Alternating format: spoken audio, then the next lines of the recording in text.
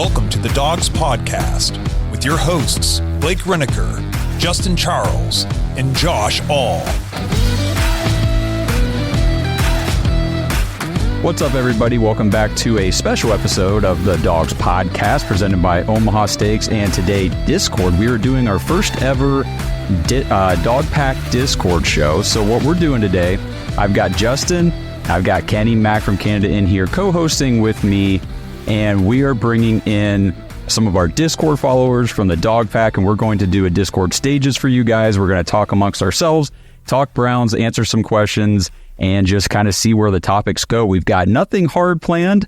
We're just going to, this first time we're doing this, so we're experimenting. We're going to see how this turns out, and hopefully everybody has a good time. So, Justin, Kenny, how are you guys doing on this Friday afternoon when we're recording? I am completely dry, and the reason why I'm saying that is because I was at the Red Blacks Blue Bombers game last night, and there was fireworks for the offense for the Red Blacks for once, but there was also this unbelievable torrential downpour.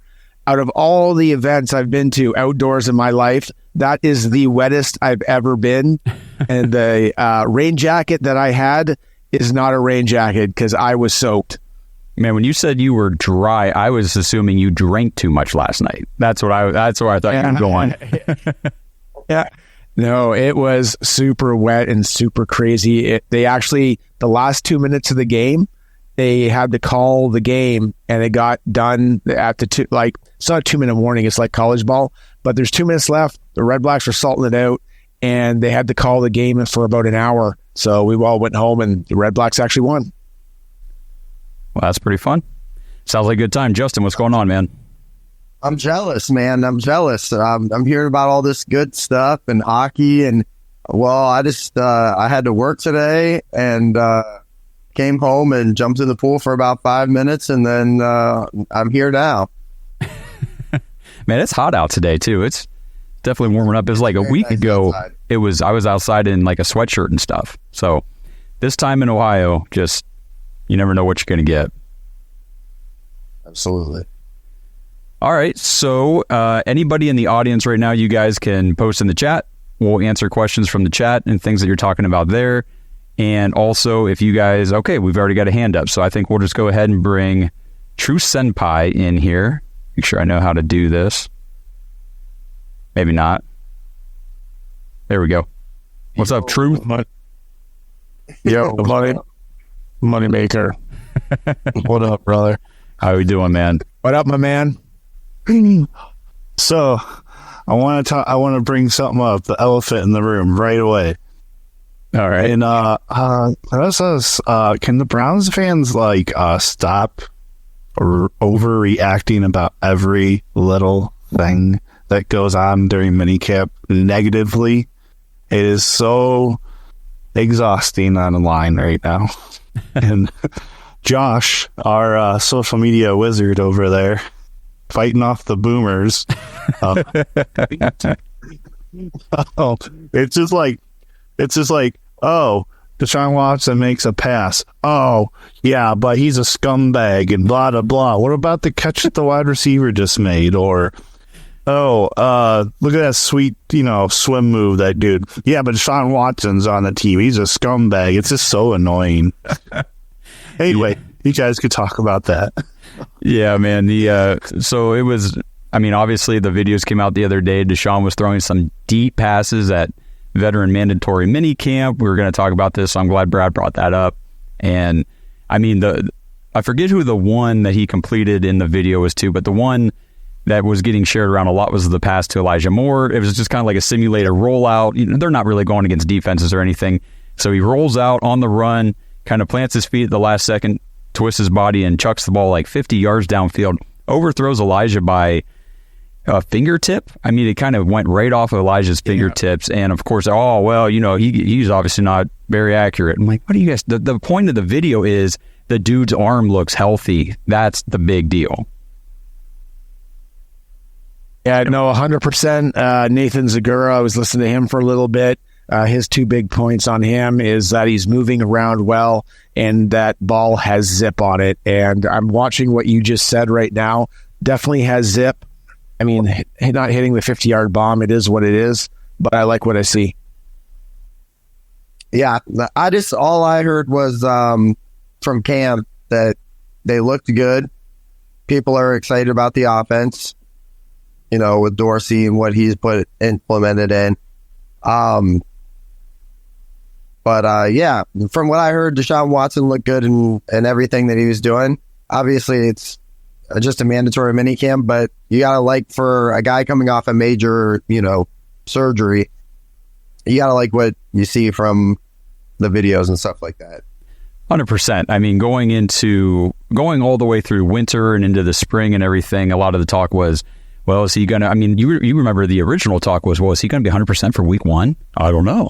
Will he be out there for training camp? I don't know. Day one of OTAs, voluntary OTAs, he's out there chucking the ball around. And here we are just a few weeks later, and he's throwing these deep bombs down. The dude's ready to go. He's ready to go. And it's awesome because this team, as long as we stay relatively healthy, we can avoid what happened last year. Man, this is a damn good team. Yeah, absolutely. I'm looking at another one from Deshaun Watson to Darden, and he's got some zip on that. It is a nice tight spiral. Yeah. It's a nice tight spiral. Hit him right on stride. Looks fantastic. Andrew Jackson in the chat says, how many 50-yard bombs do you throw in a game anyway? Very good point. Maybe 1, 2. I mean, you don't really take a ton of deep shots like that in an NFL game, especially now with everybody playing so much zone with the too high safety. It's just they're forcing quarterbacks to work in that intermediate. So if anybody else wants to jump in here and chat for a second, ask a question or whatever, just put your hand up. We'll throw you in here. Anybody? One thing I will say though, one thing I'll say though is they are taking a lot of deep shots in this camp. Ultimately, what you're going to get in this camp right here and the previous ones, they're passing camps.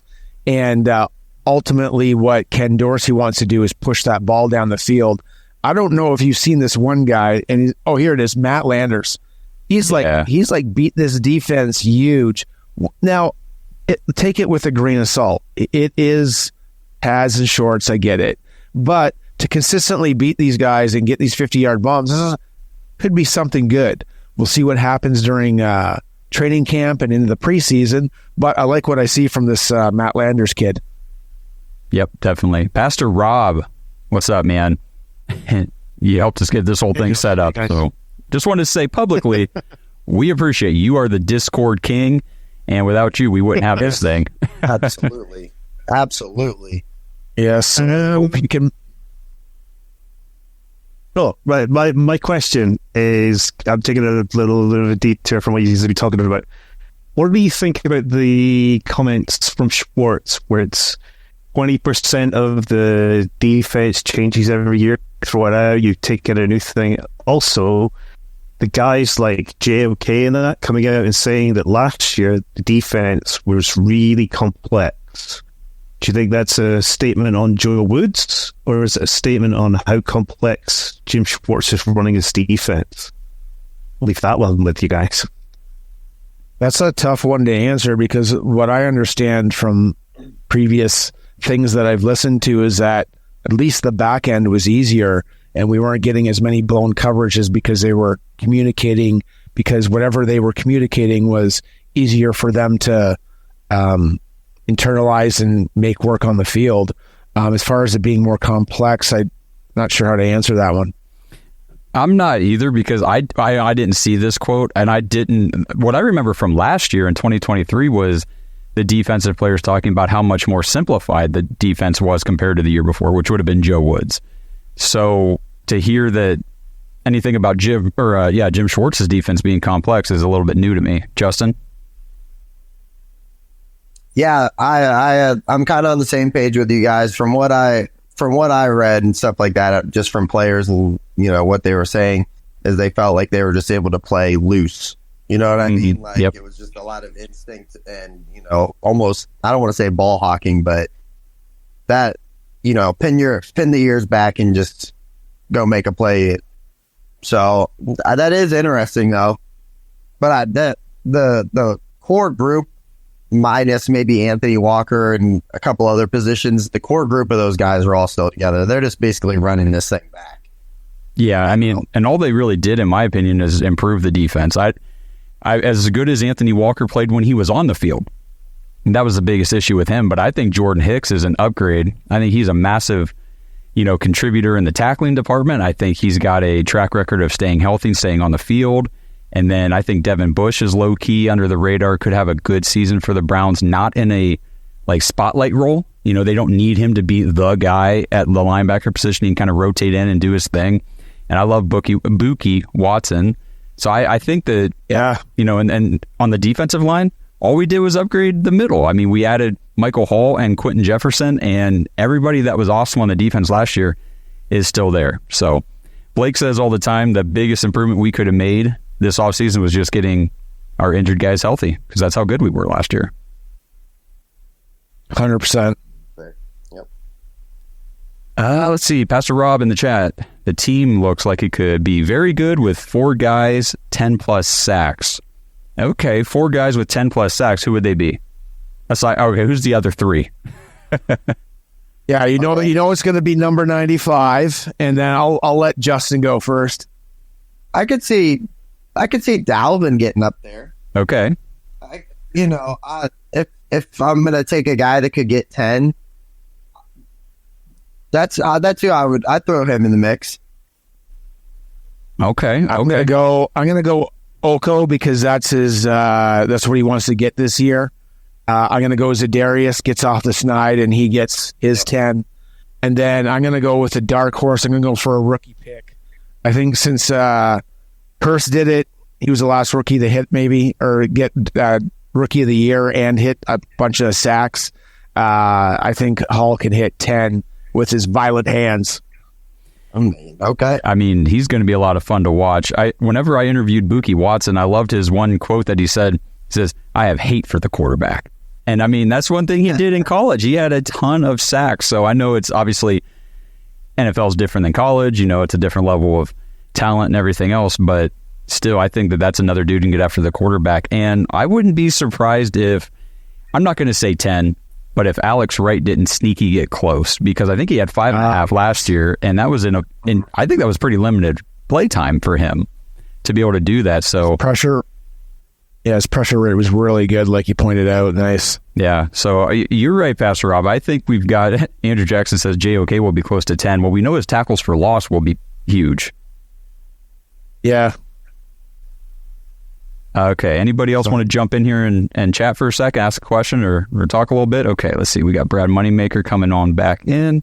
Oh, all right. Brad, we'll get you, and then we'll get Andrew after we're done here. Okay, Brad, what's up, man? All right. Just take a small detour off of the Browns minicamp. Okay. I know you've seen me post about it a few times, but it's looking more and more likely that we are probably getting a stadium in Brook Park. Yes. Every time I read a news article, it just keeps going towards, hey, we're going to Brook Park. And just want to know you guys' thoughts on that one. All right. Justin, you want to lead that one off?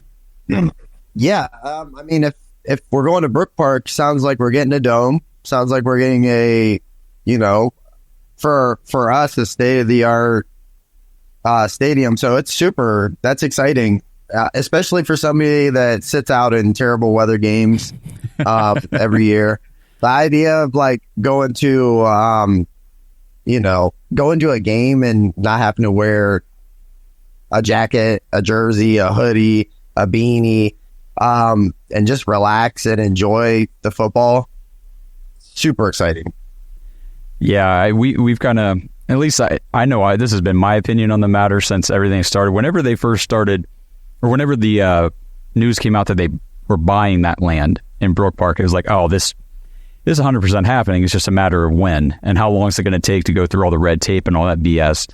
But they're invested in this idea, and which I think is great. I think that it's a long-term vision for the future of not just Cleveland Browns, but Cleveland in general. And, I know there's all that pushback. Oh, got to keep the Browns in the city. this is an investment in the team in Cleveland. Yeah, okay, they're not right there in downtown, but they're 10 minutes down the road or whatever it is. They're in the air. I mean, they are the Cleveland Browns. They're staying there long term. We don't have to worry about anything. And I love it. I think these new state-of-the-art stadiums are fantastic. It'll be one of the best in the league, if not the best by the time they're done with it. And like you said, now we can go to games the whole season and not have to worry about the weather, which that's so huge and new for Cleveland. Man, I don't mind it. I mean, at first I had kind of a boomer mentality with it where I was like, no, we got to play in the elements. We got advantage. Like that's what has been drilled in my head the last 48 years, 49 years on this planet, right? Flip side of it, though, usually when I stay in Cleveland and go to a game, I'm going to stay off 150th. So I'm close to Berea, kind of close to the stadium, right in between. Brook Park is a couple exits down from there, I believe. I don't mind Strongsville. I like that area, too. There's a couple breweries around in the area. So, I mean, eventually it'll morph into something that can be as good as the lakefront, which I'm used to. And I'm okay with it. This episode is brought to you by Omaha Steaks.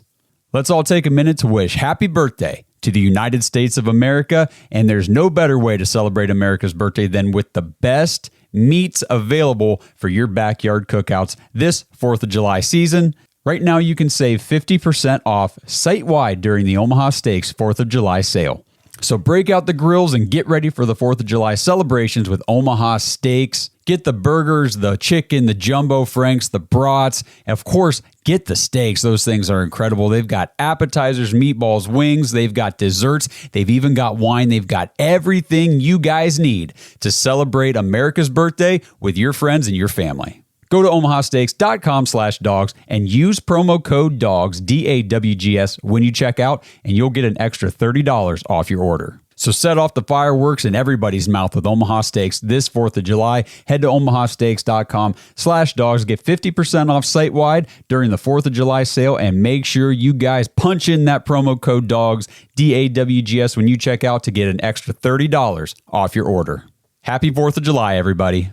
Summer concerts, pool parties, chill nights under the stars. We're stocking up our closet so you're ready to look your best for all of it. At Plato's Closet in West Ashley and North Charleston, we're buying all things summer. So bring in your tees, tote bags, sandals, sunglasses, and more. We pay cash on the spot for gently loved name brand looks. Plato's Closet is the go-to destination for trend-forward teens and young adults who support local and shop sustainable. Visit Plato's Closet today. Plato's Closet, located in West Ashley on Sam Rittenberg Boulevard and North Charleston on Rivers Avenue. Awesome. All right, let's get Andrew in here, and then we got a question from Thrilla in Canada over in the chat, so we'll get to that after Andrew. All right, guys, can you hear me? Yes, sir. Yeah, dog. Hey. All right, so put a percentage on your concern for this Amari Cooper, is it a contract or, Okay. being missing? Because to me, I don't look at it, I have zero concern with it at all, but of course you look online at some of the fans, air quoting that, and they're losing their minds. So what do you guys think, like a percentage chance that it's a concern? Do you guys care if I start this? Take it away, man. Go ahead, man. So for me, I'm not concerned as far as do I think he'll be playing this season. I think eventually Andrew Berry will get it done. And whether he's unhappy, whether he wants a new contract, something like that. But as far as like his importance to our offense, I think he has merit to say, yeah, I think I do want to be on a new contract. I mean, maybe I do want to make a little bit more money, because the idea of not having Amari Cooper in this offense with how important he was last year, I think it's critical that he's out there. Especially, I know we believe in Jerry Jeudy, what he can become, but I think that's with the idea that Amari Cooper is on the field also. Yeah, I want to see him get a contract extension. He's got some dead money for the next 2 years. Just put it all together, make something happen. With this year included, make it 3 years. If he doesn't step on the field a single time before we kick off in September, I don't care. He doesn't need any more practice. Get the guys that, because after him, everything's a question mark. Get everybody else all the reps and get them ready for the season. So I mean, and I understand exactly what you're saying, Kenny, and I agree with I agree with the thought behind it, but I need him on the field all training camp because these guys have shown when they don't come to training camp, their risk of injury during the season goes up because their bodies aren't in shape, they're not conditioned. So I think that's very important, and I think it gets done. To me, this is zero concern. Pastor Rob in the chat says zero concern. I agree. I think we talked about this, Justin. You remember we did an episode months ago, like back in February or something, talking about potential casualties just based on their dead calves and stuff, and we looked at Amari Cooper's and said, well, he falls into this conversation, but not as like somebody we actually think they're going to cut, but as somebody who's going to need to get restructured and extended. They have to restructure for this year to lower the cap hit, but really in order to do that, you have to extend him then. So I think, like Kenny said, I think probably 2 years plus this one. So I think it gets done before they go to the Greenbrier. Exactly. I completely agree. 100%. And I know he's 29 going into age 30 this season, but I mean, he's had 2 of his top 3 career seasons in Cleveland the last 2 years. He just seems to continue to improve. And again, I know we said it last year, and we'll have to say it again this year. If you get Deshaun Watson for a whole season with Amari Cooper, I don't know, man. It could be some fireworks. Oh, yeah. Like, I mean, the one thing you don't have to worry about Amari Cooper is, like, he's dominating with physical skill, but he's also a precise route runner. Mm-hmm. You could lose some of the physical ability, you can lose some of the speed, but you don't lose your ability to run routes when you're really good at them. So investing in that in the next 2 to 3 years would be fantastic for this offense. Yeah, think about Keenan Allen.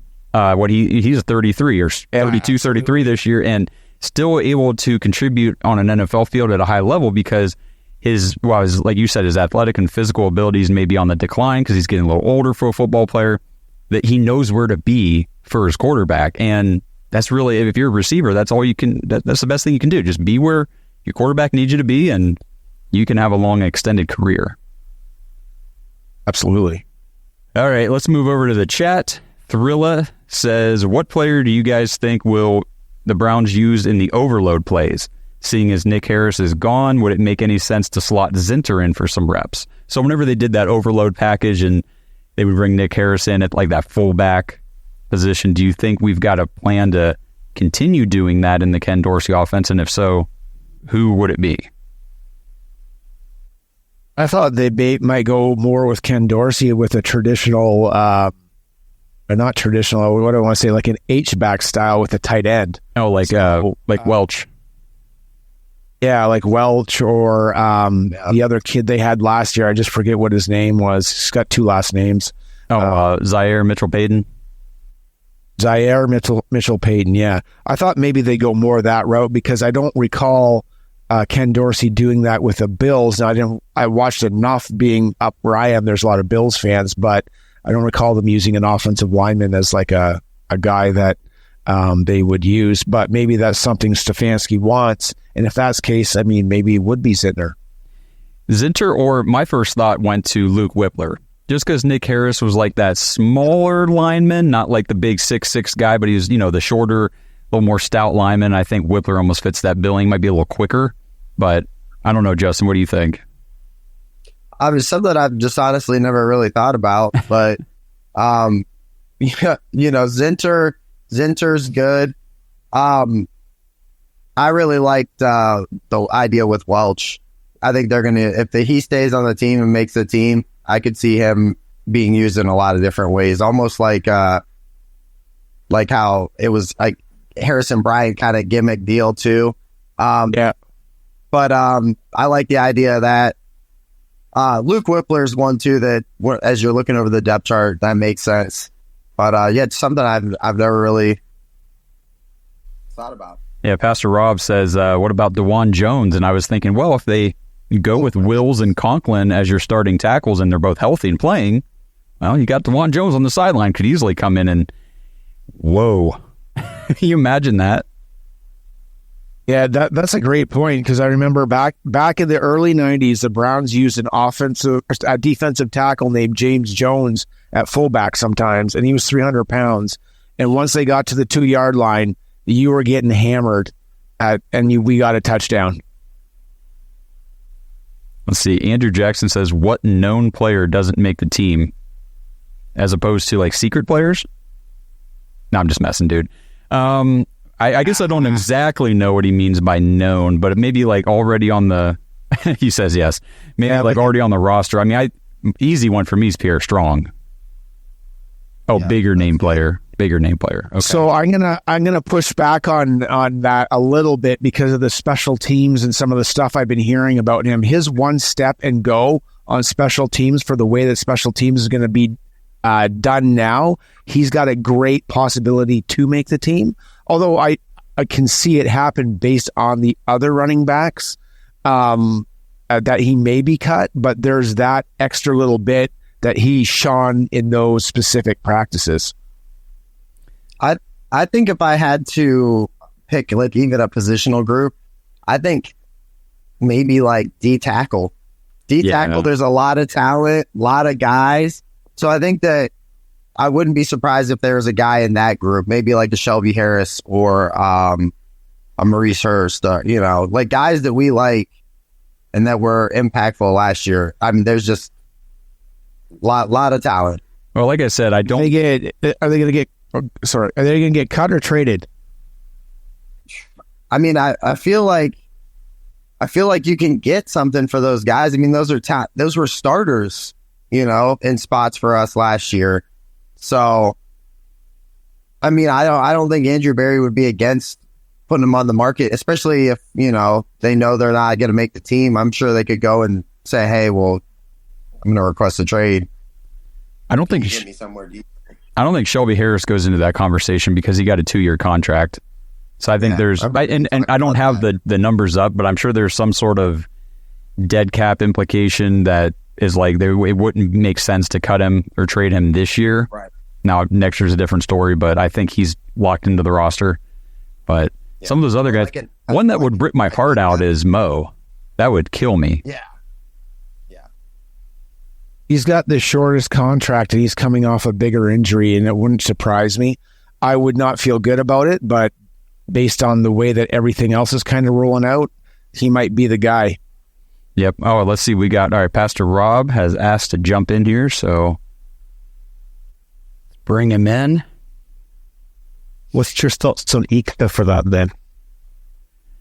Ika's a second-year guy that was a third-round draft pick, and he didn't get any playing time at all hardly last year. I don't see them being willing to move on without giving him a shake, but I don't know. What do you guys think? I think the way that Andrew Berry has put his draft picks on the Browns and kept them, he would be the earliest cut that we've seen so far, which would be highly unlikely, but you never know. I agree, Kenny. That is something that he's like really particular about. I feel like we waited a lot of years before we saw a guy get cut. So I think Andrew Berry seems very pragmatic when it comes to his picks. He likes his picks and he stands behind his picks and he stands behind the people that he thinks are good players. Things like bringing in Jerry Jeudy now. He obviously thought he was a good player when he came out, and he just went, well, I think he's a good player, therefore I'm going to keep him. But he's also ruthless. When he thinks someone's done, for example, when he brought in tight end from the Titans. You talking about Hooper? Oh, Cooper?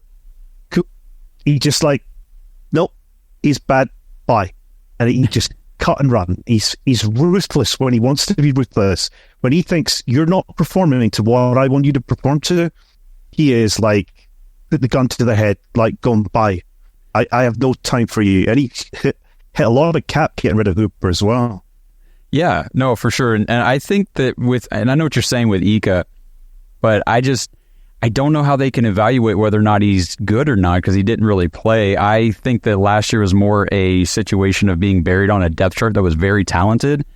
And he has a different defensive tackle style. He's a different type of player. He's a different body, physical. Like, he's just a big body, run stuffing type of defensive tackle, where what sucks about the thing with Mo Hurst is they just drafted Michael Hall in the second round, and Hall profiles to be what Mo Hurst is from the defensive tackle position. So rather than double up there, I bet you they would opt to keep Ika. Yeah, like Sayaki Ika is basically going to have to take playing time from Tomlinson, and that's not going to happen right now. He is the one guy that's going to supplant him at some point. If that happens, all the other guys can come in on passing downs and all these other packages that they have, and Ika's just got one thing that he's got to do, what Tomlinson does. Right now, he's not going to take his time. The other one, what you were talking about, is the frame that Ika has. His frame was good for college, but it's not the power and strength that you need for the NFL. So he's got to develop his body up. What they're willing to take the time. NFL player. Yeah, you cut out there a little bit, but I think I got the gist of what you were saying, and I agree. And all right, maybe that's hopefully that's what they've been working on this entire offseason and everything. So obviously there's a lot of speculation here, but as soon as training camp gets underway, we'll definitely get more answers to some of these questions. Did you have anything else about Ika? Oh, nope. Okay. He's gone. So he's back in the audience. So Thrilla has been asking over here about a couple of receivers in the chat. Says, do you think that David Bell makes the team, and does Michael Woods II get a chance this year? What do you guys think? I hear more about Michael Woods than I hear about David Bell at this point. Based on what I've read and seen, I hear a lot about the catches and what he's done well, and I just can't say anything about Bell because I'm not hearing anything about him. What do you think, Justin? So it's crazy with Michael Woods. Michael Woods, we thought was a steal. I'm pretty sure he's a 6th-round pick, correct? Yes, sir. Yep. So guy was a steal, was having a really nice training camp until that injury. David Bell for me is interesting because he's a guy that, we liked a lot, and there's just been very, very little production other than a play here and then that Cincinnati game where, you get a shot. He had a nice game there, but and when he has opportunities, I feel like they just never cashes. So, I guess we'll see what happens as far as when training camp rolls out this year. If Michael Woods, steps up, and he would have to have a hell of a camp. But yeah, David Bell, I would say, is definitely on the hot seat.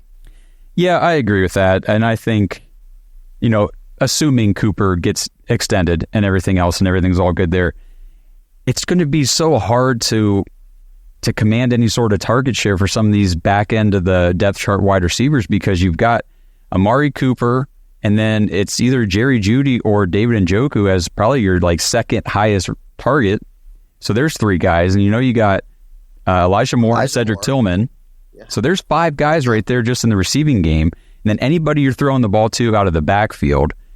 And it's just, and then there's Jamari Thrash, who's been, putting up a couple highlights and stuff that we just drafted. It is going to be a little bit cutthroat, I think, at the back end of this wide receiver depth chart. And I do think, Thrilla, to answer your question, David Bell, this could be it. Yeah, Steve Smith doesn't go handing out compliments very much, and he's got Thrash's back big time. Yeah, as soon as we drafted him, I started doing a little research into him because he's a guy that I just did not pay much attention to in the pre-draft process. But I came away thinking, okay, obviously we're not drafting Marvin Harrison type of player here in the 5th round, but a receiver who could come in and be a good wide receiver, 4, 3 maybe someday on an NFL team. That's valuable. Absolutely. That's Thrash's trash. Oh, come on, Andrew. That's so mean. Does anybody else want to jump in here and talk for a little bit? Or are you guys having too much fun in the chat? Okay. Oh, wow. They're all jumping. Let's see. We've had Brad twice. Let's get Andrew was first. We'll get him in here, and then we'll move to Brad. Andrew, what's up, buddy? All right. So I'll put it in the chat. So who is your most disappointing Andrew Berry draft pick? I mean, is it David Bell? I mean, because I probably, I know people would first jump to Schwartz, as possibly even the most, but David Bell came in with such high accolades. I mean, he was first team All Big Ten in front of people like Chris Olave, Garrett Wilson. He came in with, some credibility behind him. Is he the most disappointing Andrew Berry draft pick? Or is it something? Can I go first? Can I go first real fast? Go ahead, yes. For me, it's got to be Cade York.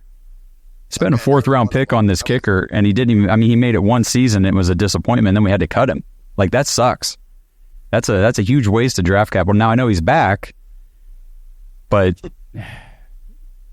it was very disappointing. But go ahead, Justin. I know you got somebody.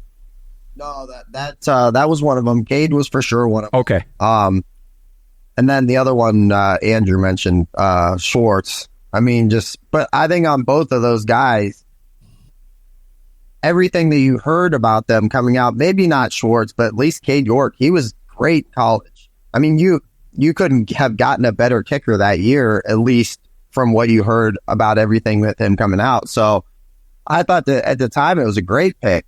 Now, obviously it didn't work out. He is on the team for now, but I would say if it's between York and Schwartz, I'd probably say Schwartz just because of just how badly it went. I got one more, but Kenny, who do you got? I got Perion Winfrey, the gunslinger. I was super stoked to get him. I had to look it up because I knew I was pissed off about somebody, but it was Perion Winfrey. So we got him with the 108th pick. I was like, wow, what a gem. We got this guy. He is going to be like Mike Hall Jr. and like that type of player under the weight limit that you want for a DT, but fast and cleaning up some sacks. Instead, we got a whole lot of nothing and a whole lot of headache. That's very true. I was excited too. I was really, he was a kid that I was so excited. I felt like just his like energy and like what you were seeing heading into that. I was like, man, he is going to mesh well with this defense. And it just did not work out. And what sucks is it's not on the field like failure. It was just his off the field. He couldn't get himself out of his own way. Yeah, it was a him problem, like he comes in, he's like, bro, I'm going to be feasting with Myles Garrett. Like, I'm the best. Like, like, let's do it, dogs, dog pound forever. And then we got nothing. Yeah. And it was, I think, even more because those last few games of that season, he started to come on a little bit and show some flashes where it was like, okay, all right, pretty excited for the next season. And then he just got in too much trouble. And he is no longer. And the last guy here that I was going through the list and I'm like, oh, this might be worse than the Cade York pick for me was Harrison Bryant.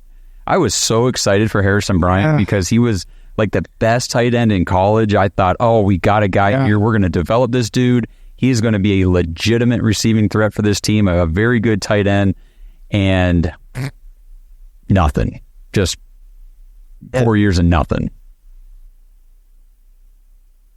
Yeah, no. Even against the Commanders, he had that 2-touchdown game. Yeah. He was a rookie, and I was like, okay, here it's gonna come, and then now he was doing quarterback sneaks in his last year. That's right. You know what I mean? Like, I don't get it. This episode is brought to you by Manly Bands. Dogpack, if you followed the show for a while, you know that I recently got married. I got my wedding band at Manly Bands. Now, I opted for something a little more simple, so I just got a plain, simple, gold, polished band from Manly Bands, but that's not everybody. And I'm telling you, they've got so many cool different designs and materials available. They've got bands made out of Jack Daniel's whiskey barrels, meteorites, even dinosaur bones. It's so cool. Just head to manlybands.com, check out the selection, see what they have. They've even got build your own bands if you want to make a custom style band for yourself. And right now, use promo code DAWGS, DAWGS, at manlybands.com when you check out, and you'll get 25% off your order. 25% is a big deal. So make sure if you guys are looking for a new wedding band, Blake mentioned last week or two on the show that he's lost a lot of weight in the last year. And so his wedding band is a little too big for him. So he's thinking about getting a new one. And I told him, I said, just go to Manly Band, see what they got. And the 25% off your order is such a great deal. You really can't beat it. So at least go check it out, see what they have. They've got some really cool stuff. And again, promo code DAWGS, DAWGS, if you decide to buy one, and you'll get 25% off of that purchase. If you don't know your ring size, you can order a free ring size guide. They'll ship it straight to you. You can punch out the little rings and put them on your finger to see which size fits you best. And then every single band you order comes with a free silicone ring for whenever you want to work out or go swimming or whatever you need a silicone band for. You get one for free shipped with your purchase of a Manly Band from manlybands.com. So check it out. Again, manlybands.com. Use promo code DAWGS for 25% off your order. Yeah, so let's get Brad in here now. Brad coming into the stage. What's up, buddy? There you go. Hey guys. What's up? What up? Yo. What up? What up? So, between Foreman and Ford, who do you think is going to be the day one starter at running back? I've been on it for a while. I think it's Foreman. I do think it's Foreman, and it's not a knock on Jerome Ford. I thought that last year there was moments with Ford where I was like, wow, he looks great. I've been on the record for a while. I think Jerome Ford needs to be your Duke Johnson. You need to get him out in space. You need to let him, catch the screen balls, whatever. I would, for me personally, Deontay Foreman, it's a role that he's familiar with. This isn't like, he's never just been thrust into it. It's always been like, oh, he's dependable. There's an injury. He steps into the number one role and he excels for the most part. So, if Nick Chubb, it sounds like Nick Chubb's going to miss some significant time. Give me Foreman in that role.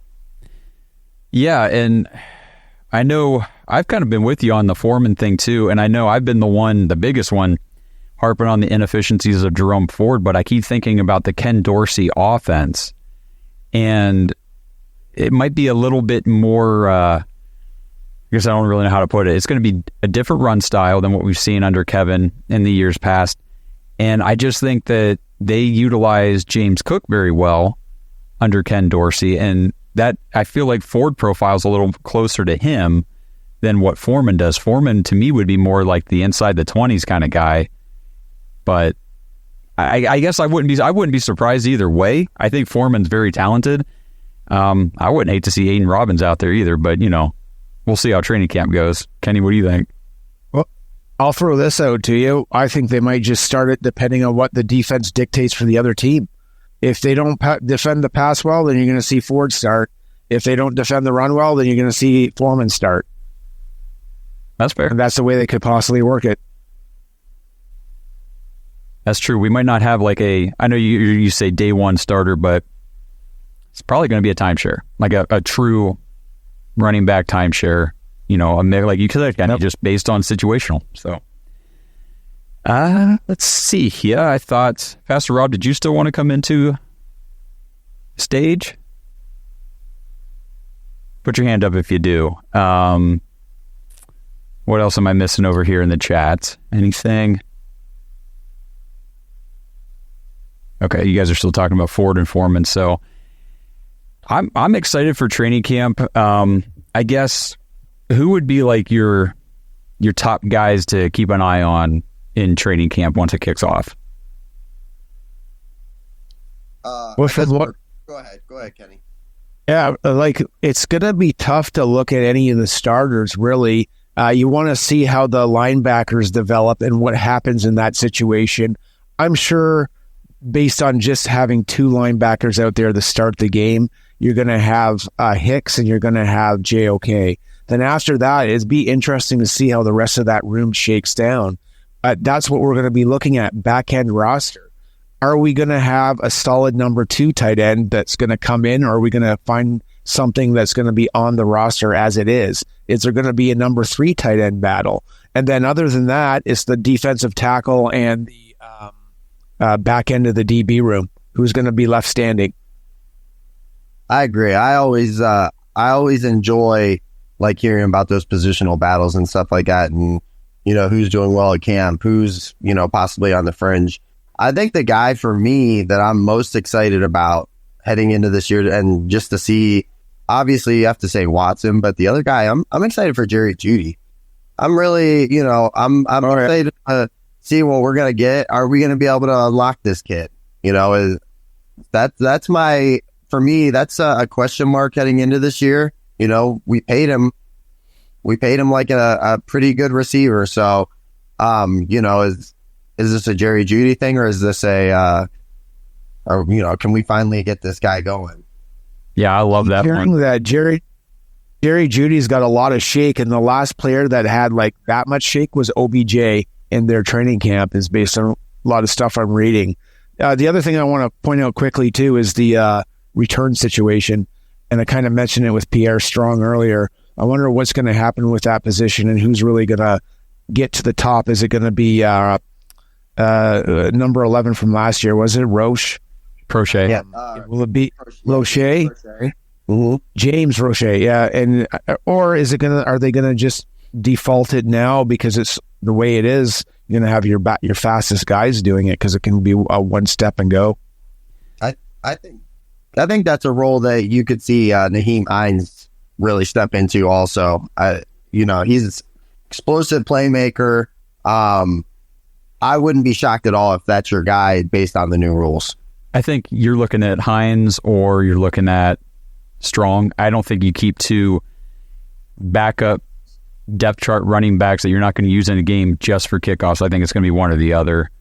And the thing with Hines, like I talked about in a previous episode, he's not doing drills or anything yet. He's still not fully back or anything from that ACL injury. So I don't know if he's got the leg up or the leg still injured. But looking at training camp for me, and especially when we go up to training camp this year, I'm going to be paying close attention to the starting tackles. Who's running with the first team? Who's running with the second team? Are they interchanging some of these guys in and out between Wills and Conklin and Jones? I think that's going to be a huge topic of conversation over the summer. Yeah, even the one backup guard there from South Dakota, I believe. Maybe that's the guy that they move into those jumbo positions. I'd actually have to take a look, going back to that previous question, who actually played running back before, because that's generally, or tight end, which guys get those kind of positions, right? Mm-hmm. Yeah, and just as a side note real quick, I was listening to some other stuff this week, and they were talking, I guess there were some NFL coaches talking about, they're kind of projecting out, looking down, maybe 4 or 5 weeks into the season, saying by that point in time, we're probably going to be having some of our star receivers, our star running backs, some of the big playmakers on our team begging to be the kick returner, because the opportunity to get injured has gone down. And if you can make a big play, that you're going to be able to make big plays on the kick return. So, by the end of the season, I don't think it'd be too crazy to see guys out there that you're like, wow, I would never think that guy would be returning kicks. But that's how it could go with some of these NFL teams. It kind of sucks that we lost the Scottish Hammer, because he had that rugby background, did he not? For these kickoffs. Yeah. Or you want, I remember back in the day, if any of you guys remember, there was the Bennett kid, and he was out of the Aussie rules too. He kicked for the Chargers maybe, or I can't remember what team, but you want kind of a thumper as your kicker now, Yeah, he had a little trouble catching those snaps. But let's get past to Rob in here. Yeah. What's going on, man? That's one good thing. I was want to talk about NFL development. So I come from Scotland, so I follow a football team, and we develop players, and it takes a long time to develop to come in. So going back to age, I'm a big exponent of the fact that I think kickers take longer than a season or an tournament NFL kicker, and the NFL protect these guys so that they're not thrown away, and we develop them over a longer period of time. They should be able to be stashed away somewhere, like offensive linemen or interior defensive linemen. These guys are like they're not like they into the league. There's guys that do that, but they most don't come into the league and become Brady NFL starters from day one. They take a bit of time. It's usually 2, maybe 3 years until they get their feet under them and able to. What's your thoughts on like the way that the NFL doesn't? It's very disposable. Every year, it's like, well, throw that player away and let's move on to the next guy, and it's like we only accept the guys that are able to come in and start on, and the guys that don't do that kind of get thrown to the side and very, very disposable. I'll leave you with that. Yeah, I know you are Cade York's biggest fan, and we talked about whenever the Browns brought him back and they signed him back to the team with a futures contract. It was like, hey, cool. I'm glad they were able to get him and recoup him, bring him back. Maybe we were able to get him back onto the practice squad this year. I think, me personally, the Browns were just in a position last year where it was like, going into the season, we had the roster, we're in a win now window, and we cannot be losing close games because the kicker can't make his kick. So Andrew Berry made a hard decision, cut him, traded for Dustin Hopkins, and it was a huge successful move.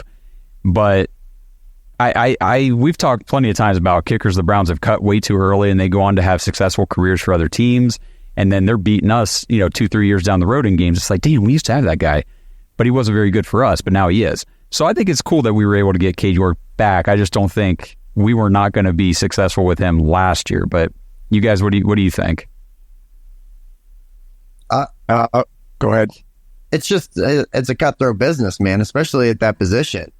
There's only one. Like, your job is to kick field goals. I thought it was we interviewed Matt and he had brought that up. Just how competitive it is and how cutthroat of a business it can be. I'm with you though, Josh. I do think it's cool that we were able to get Cade York back on the roster. But with the NFL, there's money to be made and you get paid pretty decently, especially if you establish yourself as a really good kicker. But it's cutthroat. They will move on from you. And agreed, there's been tons of guys, Gonzalez, that we've cut, and 2 years later they're Pro Bowl kicker. It's part of the deal, but it's a results business. That's so true. Yeah, with the kicker, the backup quarterbacks, and even like your young back end 90, like the NFL's got to figure out some way to like farm these kids down and get them playing time, because ultimately what they do is that the back end roster, like, they don't do much. It's really just for the starters, most of the reps. So if you can get these guys, the NFL that is, in some kind of manner with the UFL or even the CFL, and just get these guys playing, maybe you'll ultimately develop a better players in a even better league. Like, I don't know if you can get better than it is, but you guys kind of know what I mean, right? Like, get these guys in situations where they can get that experience, and like sitting on the bench and kicking in training camp's not going to cut it for a lot of them. Yeah. So we're going to wrap things up here, but we've got Blake Renneker's joining us from the stage. Whoa. So what's going on, man? Can you hear me? We can hear you. Oh, yeah. I'm driving down the highway, so I'm being extremely safe right now. Here's my thought on kickers real quick. I saw a thing that said the Chiefs were considering using somebody besides Harrison Butker for kickoffs and only using him for field goals. I saw Justin Tucker's put on like a decent amount of muscle, because in the XFL, kickers are involved on tackles in kickoff like 23% of the time or something like that. Do you think there's a chance we carry 2 kickers because our starting place kicker, who is good at field goals, is old and has hamstring problems, and we might not want him out there making open field tackles against kick returners 23% of the time? So do you think there's a chance Cade York's on the team at the beginning of the year to do kickoffs? Interesting, man. I hadn't really... 100%. I think that's 100% why they signed him, because you don't, the Browns don't want to see Hopkins go down again. And I did hear about the stat about it being like 25% that tackles are going to be done by kickers now because they're the last line of defense.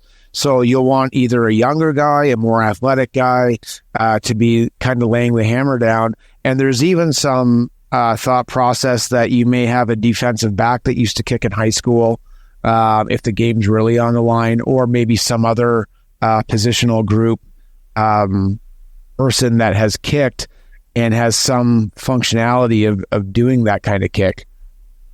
I think the Anthony Bell can kick for us. I think he's kicked before, hasn't he?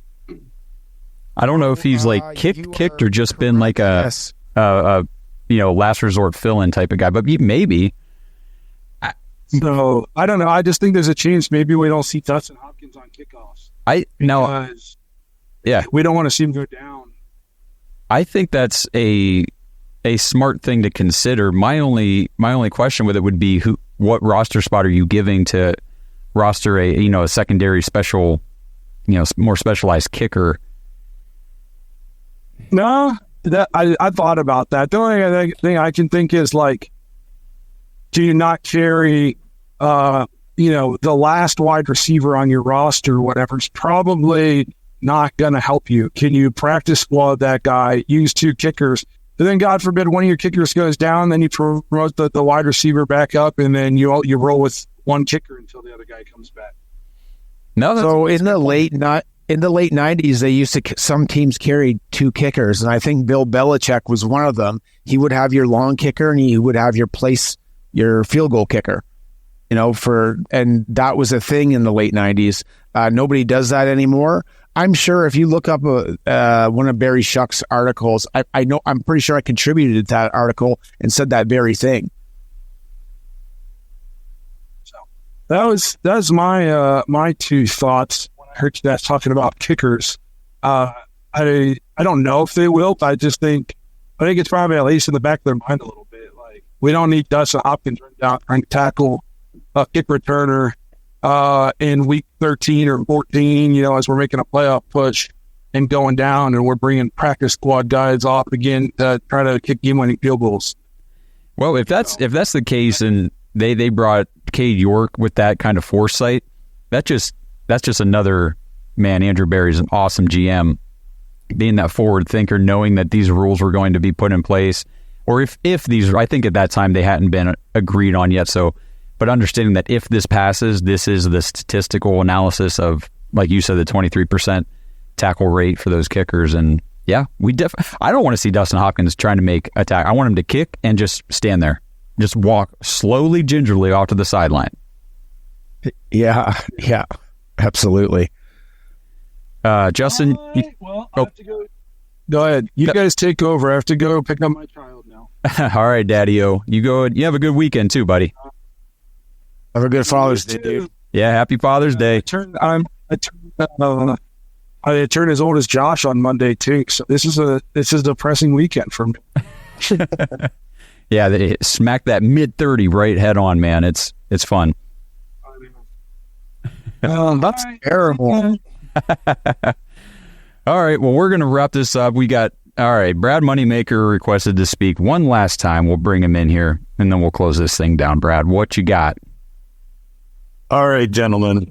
I just want to wish all the fathers in this chat and in the Discord and the Patreon and the Dogs Podcast a happy Father's Day. Thanks, man. Thanks, man.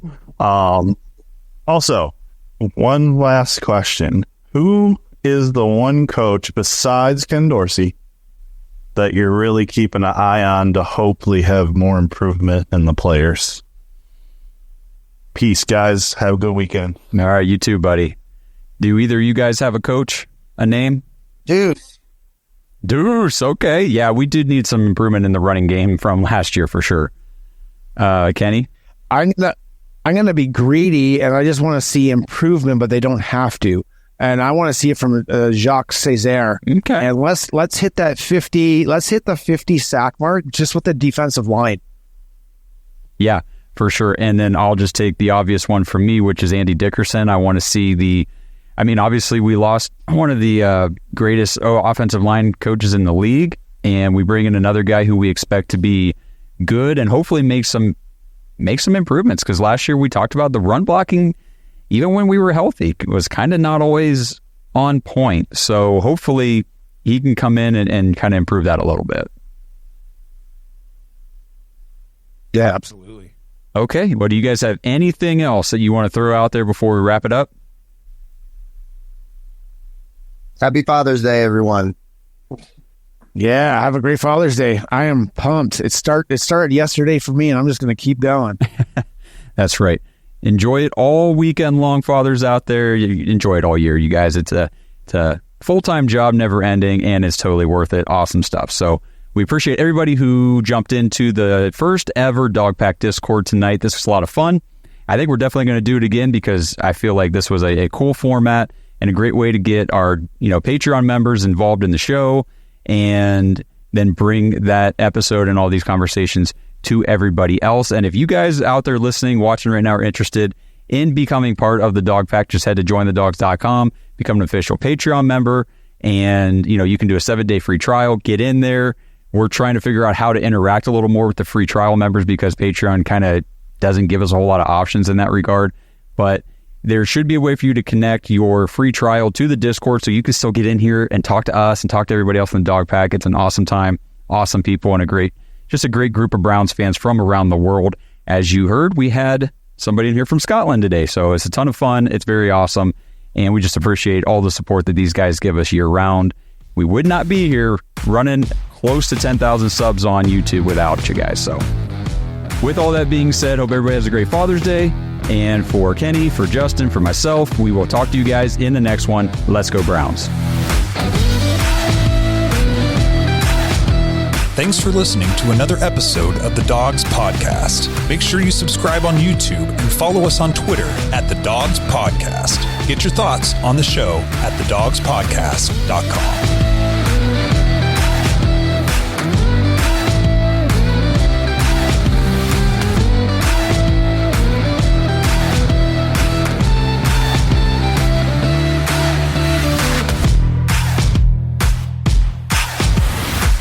This episode is brought to you by Danger Coffee. Browns fans, we talk about how Danger Coffee is made free from mold toxins that are in 45% of the world's coffee, but that's not all that Danger Coffee has to offer. Mineral and nutrient deficiencies are a big deal. They make you feel sick, tired, stressed, and they can give you brain fog. These deficiencies negatively affect your immune system, your digestion, sleep, metabolism. Have you ever wondered why you get an initial burst from your coffee, but then you get that little crash not long after? Danger Coffee's patent-pending process remineralizes your body with more than 50 trace minerals and electrolytes, leaving you more energized, engaged, powerful. These micronutrients enter the cells to boost performance. They bind to toxins to provide detoxification support. I know that sounds like a lot, but the bottom line, guys, is minerals matter, and most of us really don't get enough of them on a daily basis. Danger Coffee delivers micronutrients, plus it gives you access to the minerals you already have. Head to dangercoffee.com, use our code DOGS, DAWGS, for 10% off your order, and that code can be used over and over, so you get 10% off every order you make using code DOGS. It's time to start every day off with a cup of coffee that gets you going and actually keeps you going. dangercoffee.com, code DOGS. Summer concerts, pool parties, chill nights under the stars. We're stocking up our closet so you're ready to look your best for all of it. At Plato's Closet in West Ashley and North Charleston, we're buying all things summer. So bring in your tees, tote bags, sandals, sunglasses, and more. We pay cash on the spot for gently loved name brand looks. Plato's Closet is the go-to destination for trend-forward teens and young adults who support local and shop sustainable. Visit Plato's Closet today. Plato's Closet, located in West Ashley on Sam Rittenberg Boulevard and North Charleston on Rivers Avenue.